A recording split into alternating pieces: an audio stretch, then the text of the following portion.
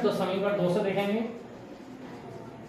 2 से तो final value क्या है 4 पाई आर की घात 3 बटे 3 बराबर के की जगह रखेंगे 84 पाई और प्लस टी और प्लस 36 पाई।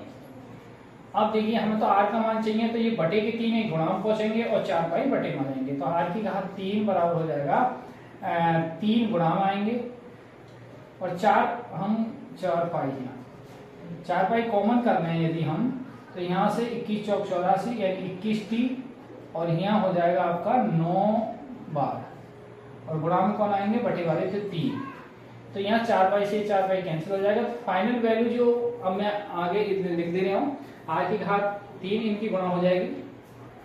तो देखिए एक थोड़ा सा अगले पेज पे जाएगा ये सवाल,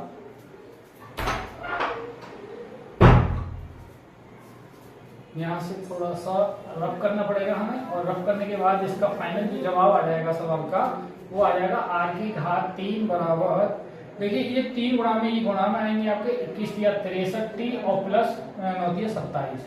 अब ये घन हटेगा स्पेशल, तो ये घन मिल जाएगा 63 टी प्लस 27 की पावर 1 बटे 3। तो आप टी समय पर जो त्रिज्या होगी वो इतनी होगी। तो ये फाइनल वैल्यू है क्वेश्चन की। आगे बढ़ते हैं क्वेश्चन नंबर 20 की ओर।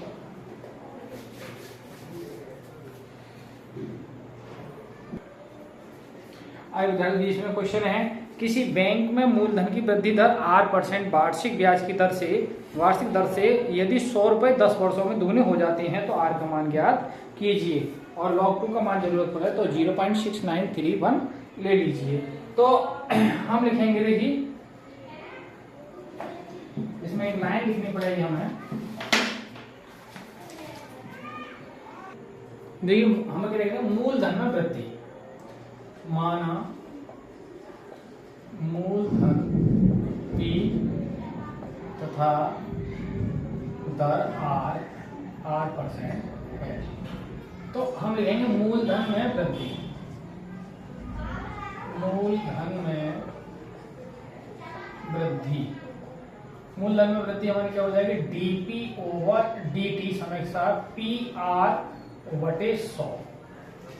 अब देखिए बटे 100 का जो R% है और मूलधन में वृद्धि से ले रहे हैं समय के साथ, तो dp ओवर dt समय के साथ। अब यहाँ से p तो आ जाएगी इसके बटे में, dp के बटे में p आ जाएगी और यहाँ dt dt बटे आएगा 100% का समाकलन करेंगे तो dp ओवर p और r dt बटे 100 प्लस कोई ना कोई कांस्टेंट जोड़ते हैं, तो यहाँ से ये तो हो जाएगा हमारा log p और ये r बटे 100 कॉमन आ जाएगा और dt प्लस c, तो यहाँ से क्या आ जाएगा rt बटे 100 प्लस c, यह log ऑफ p।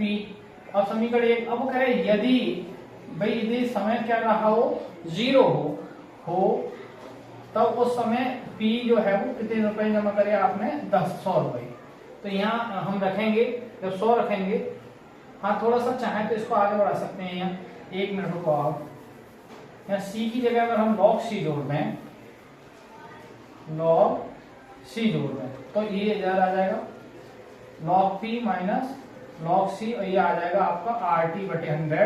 अब ये log का नियम लगेगा यहाँ, तो log क्या हो जाएगा ये p बटे c और rt बटे 100। अब यहाँ से p बटे c अगर मान लेंगे तो ये आधा ही पे होता है, तो e की पावर क्या आएगा rt बटे 100 और p c गुणा में हो जाएगा c e की पावर rt बटे 100। समीकरण 1 कह दो। अब यदि t का बराबर 0 हो तब p का मान कितना आ गया 100 रुपए, रखो इसमें p की जगह 100 रखेंगे हम और c e की पावर क्या हो जाएगा 0, तो कुल मिलाकर c की जो वैल्यू आएगी वो क्या आ जाएगी हमारी 100 आ जाएगी। जब 100 यहाँ रखेंगे समीकरण 1 से, तो समीकरण 1 की वैल्यू हो जाएगी t बराबर 100 e की पावर rt बटे 100। अब वो देखिए क्वेश्चन क्या कह रहा है, क्वेश्चन कह रहा है द आर का मान ही पूछ रहा है, तो दुगना हो जाता है, तो वो कह रहा है कितने समय t बराबर, यदि t बराबर 10 वर्ष तो उस समय p का मान कितना हो जाएगा 200, तो रखेंगे इसमें 200 बराबर 100 और e की पावर r t बटे 100। अभी इसके बटे में आएंगे तो मैं इधर कर दे रहा हूँ, ये आ जाएंगे आपके 200/100 और e की पावर RT/100। अब यहाँ से 2 जीरो कटेंगे, 2 बराबर रहेंगे e की पावर RT/100। लॉग लेंगे तो log 2 बराबर log आधा e पे e की RT/100। ये इसका मान बंद हो जाएगा, कुल मिलाकर RT/100 बचेंगे। इधर log का मान दे रखा है 100, गुणा आ जाएंगे तो RT की वैल्यू है 0.6931 गुणा 100, गुणा करेंगे तो ये आपका पॉइंट वही लगाएंगे 4 के बाद, तो 2 और 2 4, तो 31 है। देखिए पॉइंट 4 के बाद तो 2 और 2 4 के बाद लगाएंगे। कुछ गलती हो गई हमसे। हाँ, टी का मान और टी का मान भी तो रखा जाएगा। टी का मान क्या है 10, टी का मान भी तो रखा जाएगा 10। ये बटे में आ जाएंगे यहाँ से, तो कुल मिलाकर 0.पॉइंट और सर जाएगा 0.93% दर। तो बढ़िया क्वेश्चन था। तो ये क्वेश्चन थोड़े बड़े हैं इसलिए टाइम लग रहा है, और कल की वीडियो में प्रयास करते हैं ये प्रश्नावली हमारी पूरी तरीके से फाइनल हो जाएगी। तो आज की वीडियो यहीं पर आप करते हैं। सभी को जय श्री राधे कृष्ण, जय हिंद, जय भारत।